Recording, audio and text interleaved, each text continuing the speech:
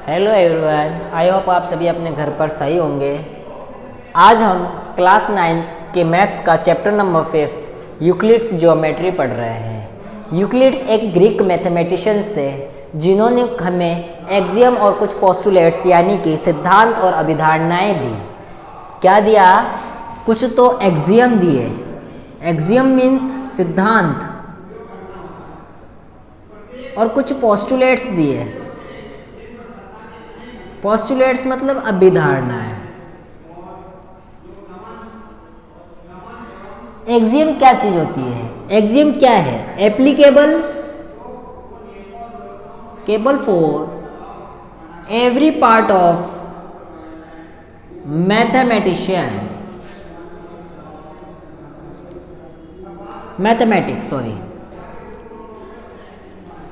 Axiom जो सिद्धांत होते हैं वो मैथमेटिक्स के एवरी पार्ट में एप्लीकेबल होते हैं, हर जगह लागू होते हैं मैथमेटिक्स के।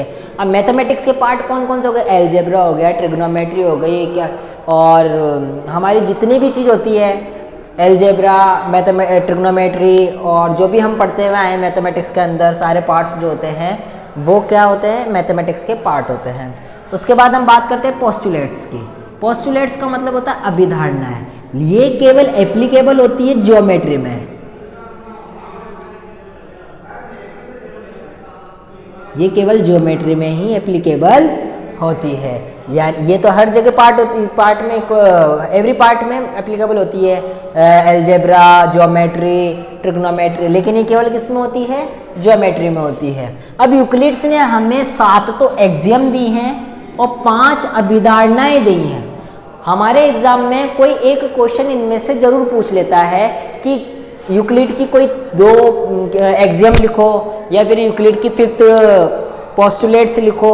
ये कुछ भी पूछ लेता है हमसे, तो हमको ये याद होनी चाहिए। तो आइए मैं इनको आपको समझा देता हूँ। अब वो कहाँ लिखी हुई है आपकी बुक में? आपकी बुक में ये चीज़ दिख रही होगी आपको इधर, यूक्लिड्स एक्सियम। ठीक है, तो यूक्लिड्स एक्सियम, फर्स्ट एक्सियम क्या कह रही है? आइए मैं पढ़ के बताता हूं, ये लिख लेना आप। अब यूक्लिड्स की फर्स्ट एक्सियम क्या कहती है? यूक्लिड्स की फर्स्ट एक्सियम कह रही है, पर देखना सब अपनी बुक में देखें।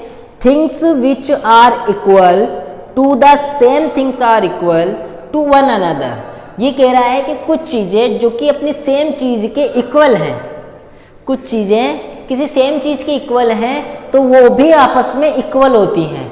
जैसे कि मैंने कहा कि अगर ए बी के इक्वल है और सी बी के इक्वल है तो फिर ए और सी भी आपस में इक्वल होगा। इसी तरीके से कुछ चीज़ें सेम चीज़ के इक्वल है तो वो चीज़ें भी आपस में इक्वल होती हैं। जैसे कि ए बी के इक्वल है और सी बी के इक्वल है तो ए बी सी के इक्वल होगा। ये हमारे यूक्लिड्स की फर्स्ट एक्सियम थी। सेकेंड एक्सियम कह रही है कि if equals are added to equals the wholes are equals. ये कह रहा है कि अगर कोई चीजें इक्वल्स है, जैसे सपोज करो 2 इक्वल्स टू 2 है, अगर मैं इसमें ऐड करता हूं इक्वल नंबर्स, यानी मैंने इधर +1 करा, इधर भी +1 करा, तो फिर जो होल आएगा वो भी इक्वल आएगा।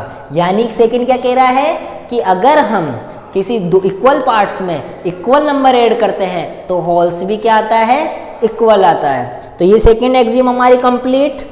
एक्सियम थर्ड क्या कहती है कि if equals are subtract from equals the remainder are equals. देखो क्या कहा कि अगर इक्वल्स में से सपोज करो 3 = 3 है, अगर इसमें से मैं इक्वल नंबर सब्सट्रैक्ट करता हूं तो जो होल रिमाइंडर पार्ट होगा वो भी इक्वल होगा। ये एक्सियम हमारी थर्ड थी। फर्स्ट एक्सियम क्या कहती है कि कुछ चीजें अगर सेम चीजों के इक्वल है तो वो भी आपस में इक्वल होती है। दूसरा एक्सियम हमने पढ़ा था कि अगर इक्वल पार्ट्स में अगर हम इक्वल नंबर जोड़ रहे हैं तो होल नंबर्स भी इक्वल होते हैं। फिर उसके बाद हमने पढ़ा कि अगर इक्वल्स में से इक्वल्स नंबर सब्सट्रैक्ट कर रहे हैं तो होल्स भी इक्वल होता है। आइए अब हम इसकी एक्सियम फोर्थ पढ़ते हैं। एक्सियम फोर्थ क्या कह रहा है कि things which coincide with one another are equal to one other. ये क्या कह रहा है कि कोइंसाइड बहुत ही इजी है। सपोज करो कि एक पॉइंट से मैंने कोई एक सर्कल ड्रॉ करा, ठीक है, तो अगर वो दो चीज़ें, अगर यही चीज़ इसके ऊपर वापस कोइंसाइड करा, यानी पहले ने दूसरे को ढका, तो क्या वो इक्वल होगा? बिल्कुल इक्वल होगा, क्योंकि इसकी रेडियस इक्वल होगी जब तो ये एक दूसरे को कोइंसाइड करेगा। इसका मतलब ये हमारी फोर्थ एक्सियम हो complete. The whole is greater than the part. Whole का मतलब एक, जो सपोज करो कोई कंटेनर है, इसमें 100 लीटर पेट्रोल आता है, अगर मैं इसका पार्ट करता हूँ, सपोज करो मैंने इसको दो पार्ट में डिवाइड करा, एक को 80 में और एक को 20 में, तो जो होल होगा ना वो सबसे बड़ा होगा, ये ही सबसे बड़ा होगा इन दो के कंपैरिजन के अंदर। यानी हमेशा किसी भी नंबर का पार्ट कर लो, पार्ट हमेशा नंबर से छोटे ही होते हैं। इसके बाद सिक्स्थ एग्जाम क्या कहती है? Things which are double of the same things are equal to one other. Things which are double of the same things, क्या कह रहा है ये? अगर हम सेम चीज़ का डबल करते हैं तो वो भी एक दूसरे के इक्वल आता है। जैसे कुछ चीज़ें अगर उसके डबल के इक्वल है तो वो आपस में भी इक्वल होती हैं। जैसे सपोज करो मैंने बोला कि 2x y के इक्वल है और 2x z के इक्वल है, तो y भी z के इक्वल होता है। क्लियर है कि अगर कोई चीज़ किसी डबल के इक्वल है तो वो चीज़ें भी आपस में इक्वल होती हैं। Things which wholes of the same things are equal to another. अब वही वाली चीज़ आ गई कि अगर कोई चीज़ का हाफ किसी के इक्वल है तो वो चीज़ भी आपस में इक्वल होती है। तो हम पढ़ चुके हैं सारी सातों एग्जाम। पहली एग्जाम हमारी क्या कहती है कि अगर कुछ चीज़ किसी चीज़ के सेम है तो वो चीज़ें भी आपस में सेम होती हैं। जिसका एग्जांपल मैंने देता है a is equal to b and a is equal to c, तो then b is equal to c. फिर उसके बाद हमने सेकंड एग्जाम पढ़ी थी कि अगर हम किसी इक्वल पार्ट के अंदर इक्वल नंबर ऐड करते हैं तो होल नंबर भी हमें इक्वल मिलता है। इसी तरह थर्ड थी, इक्वल पार्ट्स में से इक्वल चीज सब्सट्रैक्ट करते हैं तो रिमाइंडर भी हमें इक्वल मिलता है। फोर्थ हमने पढ़ी थी कि अगर एक चीज़ दूसरी चीज़ को कोइंसाइड करती है तो वो एक दूसरे के इक्वल होती है। ये फोर्थ एग्जाम थी। पांचवी एग्जाम हमने पढ़ी थी कि अगर किसी पार्ट का हम मतलब किसी भी चीज़ का हम अगर पार्ट करते हैं तो वो जो जो होल होगा वो हमेशा ग्रेटर देन होगा। और 6 अगर डबल इक्वल है तो वो चीज़ें भी आपस में इक्वल होगी, अगर हाफ इक्वल है तो वो चीज़ें भी आपस में इक्वल होती है। आइए हम ये तो पढ़ी थी, हमने पढ़ी एक्सियम। इसके बाद हम बात करते हैं पोस्टुलेट्स की। इसकी 5 पोस्टुलेट्स हैं, थोड़ा ध्यान से पढ़ें।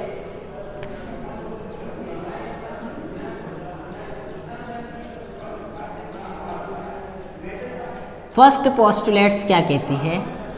फर्स्ट पोस्टुलेट्स, अब देखो पोस्टुलेट्स कहाँ लिखी हुई है मैं बता देता हूँ आपको। ये लिखी हुई है पोस्टुलेट्स। फर्स्ट पोस्टुलेट जैसे a straight line may be drawn from any point to any other point. A straight line may be drawn from any one point to any other point. तो ये फर्स्ट इसने क्या कहा कि एक point से ए straight line may be drawn from any one point to other point. ये कह रहा है कि एक लाइन जो है वो हमेशा 2 पॉइंट से ही ड्रॉ करी जा सकती है। बिल्कुल देखो, अगर एक लाइन कभी भी ड्रॉ करनी है तो वो 2 पॉइंट से ड्रॉ करी जाती है। ठीक है, फर्स्ट पोस्टुलेट ये थी। सेकंड पोस्टुलेट ये कहता है कि अगर एक टर्मिनेटेड लाइन है, यानी इस तरीके से कोई लाइन है, तो हम उसको दोनों ही तरफ इनडेफिनेटली प्रोड्यूस कर सकते हैं। अनंत तक हम खींच के लेके जा सकते हैं, इधर भी खींच के लेके जा सकते हैं और इधर भी खींच के ले जा सकते हैं। तो हम क्या कह रहे हैं कि अगर कोई टर्मिनेटेड लाइन है तो उसको हम दोनों तरफ प्रोड्यूस कर सकते हैं इनडेफिनेटली, यानी अनंत तक।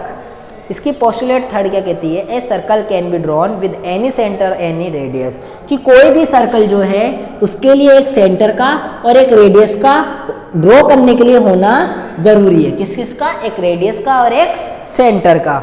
उसके बाद बात करते हैं फोर्थ की। All right angles are equal to one other. ये कह रहे हैं कि जितने भी राइट एंगल है, यानी जितने भी समकोण है, समकोण कौन से? ये वाले, ये एक दूसरे के इक्वल होते हैं। बिल्कुल अगर ये 90 है तो ये भी 90, भले इनका फिगर कैसा भी हो दिखने में, इस तरीके से हो, पर इधर 90 है तो फिर 90 ही रहेगा। तो बिल्कुल फिर फोर्थ भी समझ में आ गई। अब फिफ्थ जो है ये एग्जाम में बहुत बार पूछी जाती है। इस फिफ्थ को मैं अच्छी तरीके से आपको समझा देता हूँ। लाइन टू लाइन पढ़े मेरे साथ बुक में देख के फिफ्थ पोस्टुलेट्स को। बहुत बार पूछी गई है कि if a straight line falling on two straight line. ये कह रहा है कि एक स्ट्रेट लाइन दो स्ट्रेट लाइन के ऊपर से गुजरती है, तो वो क्या करती है, इंटीरियर यानी अंतराभिमुख कोण बनाती है एक ही साइड के अंदर, सेम साइड के अंदर। It taken together less than 2 right angles. अगर उन दोनों एंगल का सम जो है 2 राइट एंगल से कम है, यानी 180 डिग्री से कम है, तो हम उस लाइन को उसी तरफ, उसी डायरेक्शन के अंदर इनडेफिनेटली प्रोड्यूस कर सकते हैं। देखो क्या कहा कि एक स्ट्रेट लाइन दो स्ट्रेट लाइन के ऊपर क्या हो रही है, फॉल्स हो रही है, यानी गुजर रही है। तो जो ये क्या करेगा, अब स्ट्रेट लाइन जरूरी नहीं पैरेलल हो, मैं पैरेलल ना लेके इस तरीके से ले लेता हूँ, चलो ठीक है। एक स्ट्रेट लाइन के ऊपर दो स्ट्रेट लाइन गुजर रही है, तो वो इंटीरियर एंगल बनाती है, इधर भी और इधर भी सेम डायरेक्शन में। इसको बोल दिया ए, इसको बोल दिया बी। अगर इधर भी तो बना सकती है इंटीरियर एंगल, तो इधर बोल दिया सी, इधर डी। तो उन दोनों इंटीरियर के एंगल का सम, अगर सपोज करो ए प्लस बी या फिर सी प्लस डी, इन दोनों में से किसी एक की वैल्यू जो इन दोनों का सम है वो 180 डिग्री से कम होगा, और जिस साइड कम होगा उस साइड हम उन लाइंस को इनडेफिनेटली क्या कर सकते हैं, प्रोड्यूस कर सकते हैं। जैसे सपोज करो इधर 180 से कम है, तो मैं इसको इधर इनडेफिनेटली प्रोड्यूस कर सकता हूं। तो करते ही वो एक जगह मीट होंगे, एक जगह क्रॉस यानी एक दूसरे को इंटरसेक्ट करेंगे। लेकिन अगर 90 डिग्री से 180 डिग्री से ज़्यादा होगा तो वो कभी भी एक दूसरे को इंटरसेक्ट नहीं करेंगे। तो ये पोस्टुलेट हमारा 5th था।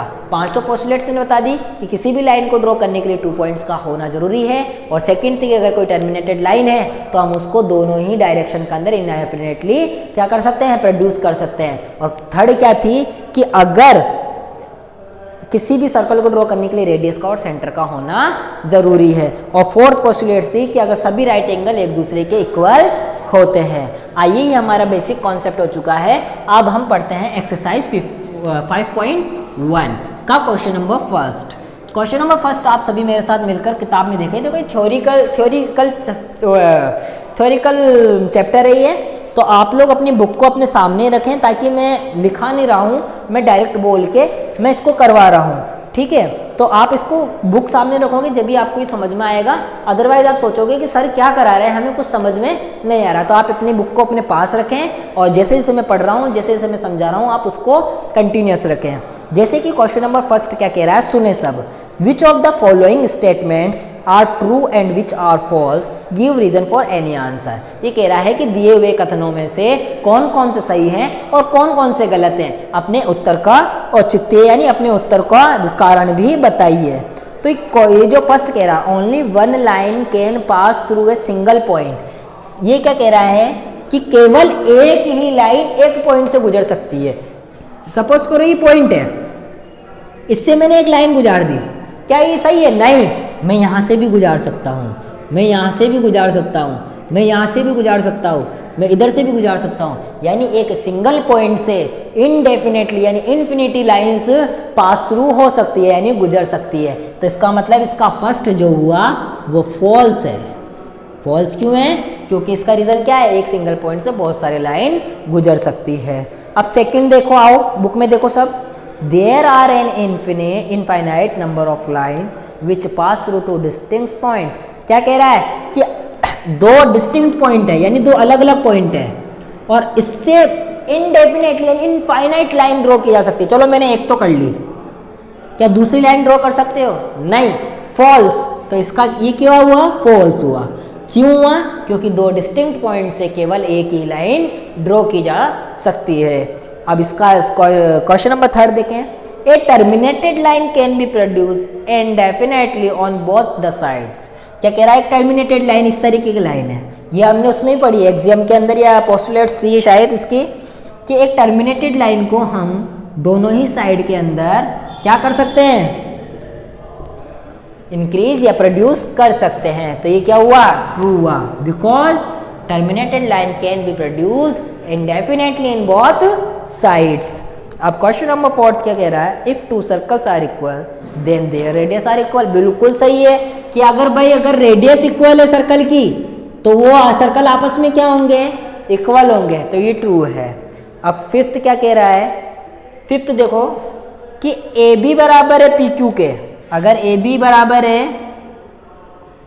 पी क्यू के और पी क्यू बराबर है एक्स वाई के,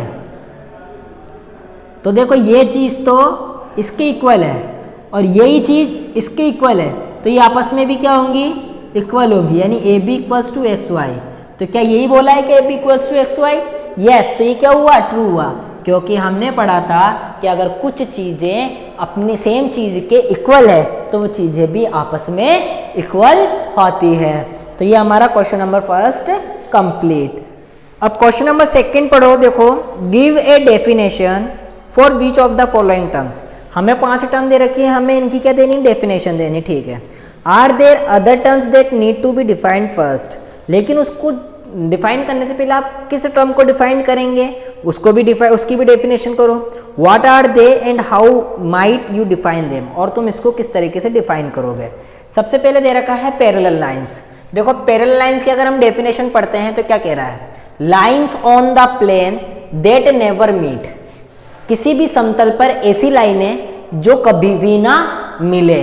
दे are always maintain the distance at every point, और वो हमेशा एक डिस्टेंस को मेंटेन करके रखें, वो हमारी पैरेलल लाइंस कहलाती हैं। जैसे कि ये कभी भी इन दोनों के बीच में जो डिस्टेंस होगा वही हमें क्या, वही क्या कहलाती हैं, इक्वल डिस्टेंस होगा, वही क्या कहलाती है, पैरेलल लाइंस कहलाती हैं। ये तो हुई पैरेलल लाइंस की डेफिनेशन। फिर क्वेश्चन कह रहा है कि कौन सी टर्म को आप डिफाइन करना चाहोगे, तो एक तो मैं लाइंस को डिफाइन करना चाहूँगा और एक मैं पॉइंट को डिफाइन करना चाहता हूँ। तो लाइंस को डिफाइन किस तरीके से करेंगे, लाइन जो होती है वो ब्रीथलेस लेंथ होती है, it is a breathless length. जिसको राइटिंग समझ में नहीं आ रही, मैं बोल रहा हूँ जिस हिसाब से लिख लें, it is a breathless length. फिर पॉइंट की बात करते हैं, विच हैज नो पार्ट, जिसका कोई अदर पार्ट नहीं होता, वही क्या कहलाता है, हमारा पॉइंट कहलाता है।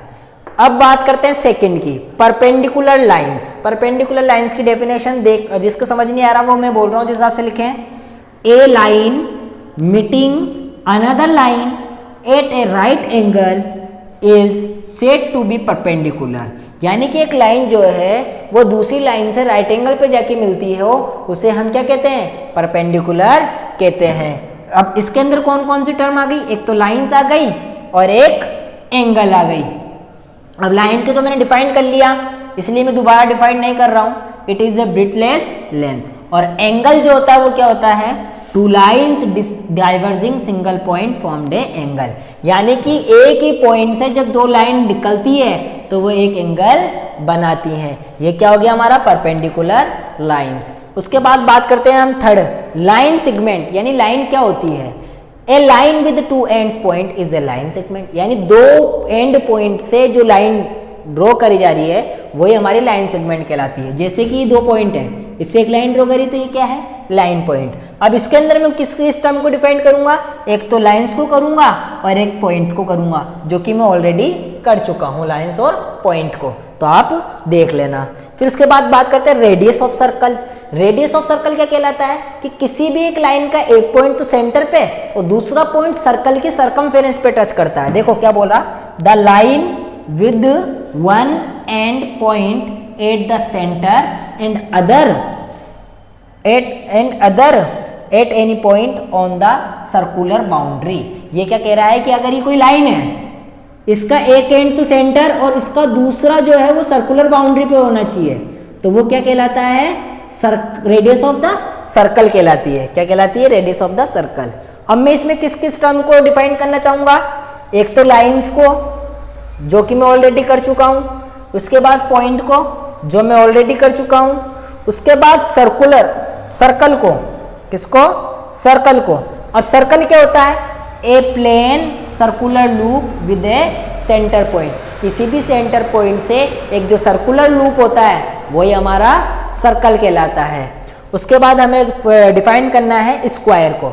स्क्वायर एक ऐसा क्वाड्रिलेटरल होता है जिसकी चारों साइड इक्वल होती हैं और सारे एंगल राइट एंगल होते हैं। देखो क्या बोला, a quadrilateral with all sides equal, जिसकी चारों साइड्स इक्वल होती हैं, and all angle right angle, और सभी एंगल समकोण होते हैं।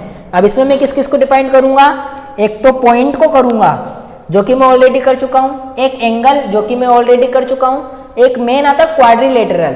क्वाड्रिलेटरल क्या चीज होती है? एक क्लोज्ड फिगर होता है, एक एनक्लोज फिगर होता है 4 साइड का। तो a plane enclose figure with 4 side, ये हमारा कहलाता है स्क्वायर। आइए अब क्वेश्चन नंबर 3 देखते हैं। साथ देखें मेरे बुक में, कंसिडर 2 पोस्टुलेट्स गिवन बिलो, कि 2 अभिधारणाएं आपको नीचे दी गई हैं। Given any 2 distinct point A and B, there exist a third point C which is the between A and B. ये कह रहा है कि तुम्हें 2 डिस्टिंक्ट पॉइंट दिए हुए हैं ए एंड बी, ठीक है, और एक there exist a third point C, इधर एक थर्ड पॉइंट है C which is in between A and B. ठीक है, पहली तो ये दे दी। दूसरी क्या दे दी कि there exist at least 3 point that are not on the same line.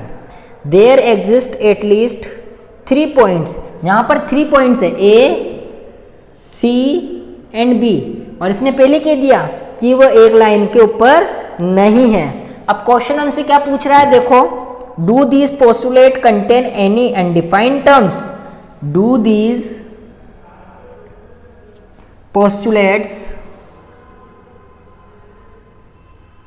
undefined term, मैं तो बोलूंगा यस, इस postulates में ऐसी बहुत सारी टर्म्स है जो कि अनडिफाइंड है। क्यों है? देखो, एक तो बोला इसने पॉइंट को डिफाइन नहीं कर रखा, एक इसने तुम्हारे लाइंस को डिफाइन नहीं कर रखा, और भी ऐसी बहुत सारी टर्म्स हो सकती है जिसने इन दोनों ही पोस्टुलेट्स में डिफाइंड नहीं है। तो हम क्या बोलेंगे? Yes, there are many undefined terms, इसके अंदर बहुत सारी अनडिफाइंड टर्म है। पहला क्वेश्चन हो गया। फिर इसके आगे क्या बोल रहा है? आर दीज पोस्टुलेट्स कंसिस्टेंट्स, क्या ये कंसिस्टेंट्स है? मैं बोलूंगा यस, ये क्या है? कंसिस्टेंट है। क्यों है? क्योंकि दोनों ही पोस्टुलेट्स जो है वो डिफरेंट सिचुएशन को रेफर्स करती है। तो क्या बोलूंगा? Yes, both postulates are consistent because they refer different situation।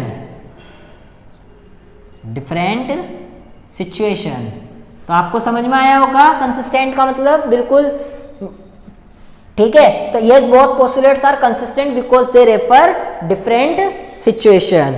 अब ये पूछ रहा है कि do they follow from Euclid's postulates, explain. Do they follow from Euclid's postulates, क्या ये यूक्लिड्स पोस्टुलेट्स को फॉलो करता है? जी नहीं, ये यूक्लिड्स पोस्टुलेट्स को फॉलो नहीं करता है। ठीक है, तो ये क्वेश्चन नंबर 3 था, बहुत ही इजी, आप लोगों को ध्यान देना चाहिए। बस बेसिक कॉन्सेप्ट वाली बात है, इसके अंदर कोई सॉल्यूशन की बात नहीं है, केवल हमें क्या क्या मालूम है, हमने क्या क्या पढ़ा है, इसके अंदर ही बेसिक नॉलेज को बढ़ाने वाला चैप्टर है। तो आप लोग इसका ध्यान रखें, याद रखें इसको कि कौन सी चीज़ क्या होती है। आइए अब क्वेश्चन नंबर 4 देखते हैं। If a point C lies between 2 points A and B such that AC is equal to BC, then prove that AC is equal to 1/2 AB, explain by drawing the figure। देखो question क्या कह रहा है कि एक line है, ठीक है, इसमें A और B 2 पॉइंट है। तो क्या कह रहा है? If a point C lies between 2 points, अब इसके बीच में एक पॉइंट C है जो कि लाइज कर रहा है A and B, such that AC is equal to BC, यानी ये वाला पार्ट इस वाले पार्ट के इक्वल है। तो हमें गिवन क्या है कि AC equals to BC, then prove that AC is equal to 1/2 AB, यानी और AC इज इक्वल टू क्या दे रखा, तो हमें प्रूव करना है कि AC is equal to AB है। तो मेरी बात सुनो, ये AB जो है ये किससे मिलके बना है? AC प्लस BC से, ठीक है। और इसमें हमें क्या दिया हुआ है? हमें प्रूव क्या करना है? हमें प्रूव करना है कि AC is equal to 1/2 AB। तो देखो BC और AC इक्वल है, यानी BC की जगह मैं क्या लिख सकता हूँ? AC लिख सकता हूँ, AC प्लस AC। क्यों लिख सकता हूँ? क्योंकि दोनों आपस में इक्वल हैं। तो AC प्लस AC मिलके कितना हो गया? 2AC। अब हमें क्या लाना है? AC इक्वल्स टू, तो ये 2 इसके मल्टीप्लाई में तो इसके डिवाइड में, यानी A B 1/2 A B equals to A C. तो ये क्या हो गया, हैंस प्रूव्ड। तो क्वेश्चन नंबर 4 बहुत इजी था। अब इसी से रिलेटेड एक क्वेश्चन नंबर 5 है कि in question 4 point C is called a midpoint of line segment A B, कि जो पॉइंट सी है क्वेश्चन नंबर 4 में वो ए बी लाइन का, मैंने कहा कि सी जो है लाइन ए बी का मिड पॉइंट है। तो आप लोग प्रूव करो कि केवल एक लाइन का एक ही मिड पॉइंट होता है। जैसे सपोज करिए एक लाइन है ए बी, हमने क्वेश्चन नंबर 4 में क्या पढ़ा कि सी इसका मिड पॉइंट है। मैं चाहता हूं कि इसका एक अनदर मिड पॉइंट लेकर आऊं, मैंने डी मान लिया। तो मैंने क्वेश्चन अकॉर्डिंग टू क्वेश्चन 4 से मैंने क्या पढ़ा कि A C is equal to 1/2 A B, और इस वाले क्वेश्चन का अकॉर्डिंग क्या पढ़ रहा हूं मैं कि A D is equal to 1/2 A B. तो मैं इन दोनों ही सिचुएशन से, इन दोनों ही इक्वेशन से पता लगा सकता हूं कि A C equals to A D आ रहा है, ए C equals to A D आ रहा है। तो ये कब पॉसिबल है, ए C equals to A D कब पॉसिबल है, जब इसका मतलब क्या हुआ, सी व डी जो हो, यानी it means C and D are coincide, C और डी क्या हो, कोइंसाइड हो, यानी दोनों एक दूसरे को ढक रहे हो। तो ये क्वेश्चन नंबर 5 हो गया हमारा। अब बात करते हैं हम क्वेश्चन नंबर 6 की, कि इन फिगर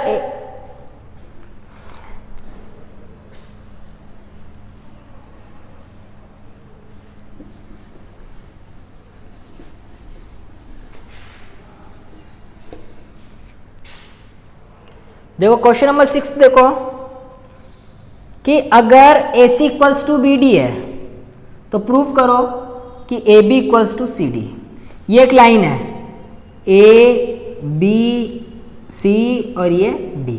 ये कह रहा है कि ए सी इक्वल है बी डी के, ए सी इक्वल है बी डी के, A C equals to B D. A C किससे मिलके बन रहा है, A B plus B C के, और बी डी किससे मिलकर बन रहा है, B C plus C D से। तो ये बी सी से बी सी कट, तो बचा क्या, A B equals to C D, और हमको यही प्रूव करना था। बहुत इजी क्वेश्चन था। क्वेश्चन नंबर 7 देखो, सब अपनी बुक पास में रखोगे जब भी समझ में आएगा। मैं क्वेश्चन नहीं लिख रहा हूँ बोर्ड पे, मैं डायरेक्ट बता रहा हूँ आपको। Wise exam 5th is the list of Euclid's exam considered universe truth. देखो ये कह रहा है कि जो तुम्हारी यूक्लिड की 5th एग्जाम है वो हमेशा सच ही क्यों साबित होती है। तो इसकी 5th जो एग्जाम थी वो क्या थी, आपको मालूम होनी चाहिए 5th एग्जाम क्या थी। इसकी 5th एग्जाम थी कि जो the whole is greater than the part. 5th exam क्या थी कि जो होल होता है वो ग्रेटर होता है पार्ट से। सपोज करो एक लाइन है, इस लाइन के मैंने इस तरीके से पार्ट करे, तो सबसे बड़ी इन तीनों में लाइन कौन सी है, जो होल है। हमेशा जो ओरिजिनल पार्ट होगा ना वो ही बड़ा होगा, ठीक है। तो इसकी एग्जाम ये बिल्कुल यूनिवर्स ट्रूथ है। आगे समझ में। अब आते हैं हम एक्सरसाइज 5.2 के अंदर।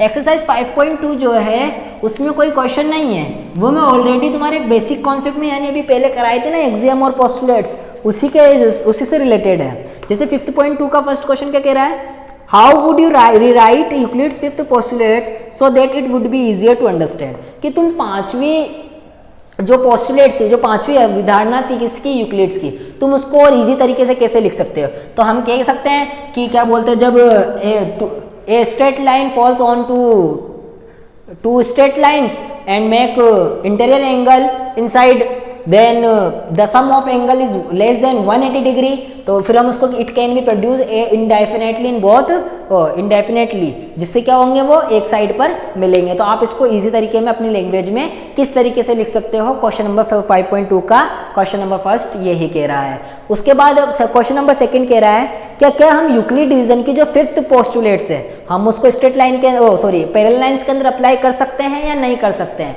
आइए मैं बताता हूँ। देखो पोस्टुलेट्स क्या कह रही थी कि दो लाइंस को, दो स्ट्रेट लाइन के ऊपर एक स्ट्रेट लाइन है और एंगल बना रहा है। लेकिन अभी क्या कह रहा है कि पैरेलल लाइन के बीच में, जैसे सपोज करो दो पैरेलल लाइन से एक स्ट्रेट लाइन गुजर रही है, तो स्ट्रेट इधर एंगल बनेंगे इंटीरियर एंगल। तो मैं जानता हूं कि जब दो पैरेलल लाइन को एक ट्रांसवर्सल लाइन कट करती है तो उसके इंटीरियर एंगल का सम जो होता है, उसके जो इंटीरियर एंगल का सम होता है वो 180 होता है। यानी एंगल 1 प्लस एंगल 2 इससे इस वाली कंडीशन से 180 डिग्री होगा और इधर से भी angle 3 plus angle 4 is equal to 180 degree होगा। तो इसका मतलब जो यूक्लिड डिवीजन की यूक्लिड्स की जो फिफ्थ पोस्टुलेट्स थी उसमें 180 डिग्री से कोई एंगल कम आ ही नहीं रहा है। जब कोई एंगल कम आ ही नहीं रहा है तो हम इस लाइन को कितना भी बढ़ा लें ये कभी भी एक दूसरे के ऊपर मीट नहीं करेगी। तो हम क्या कह सकते हैं कि यूक्लिड्स की फिफ्थ पोस्टुलेट्स कभी भी पैरेलल लाइंस के ऊपर एक्सप्लेन नहीं की जा सकती है। तो ये चैप्टर नंबर 5 तुम्हारा कंप्लीट।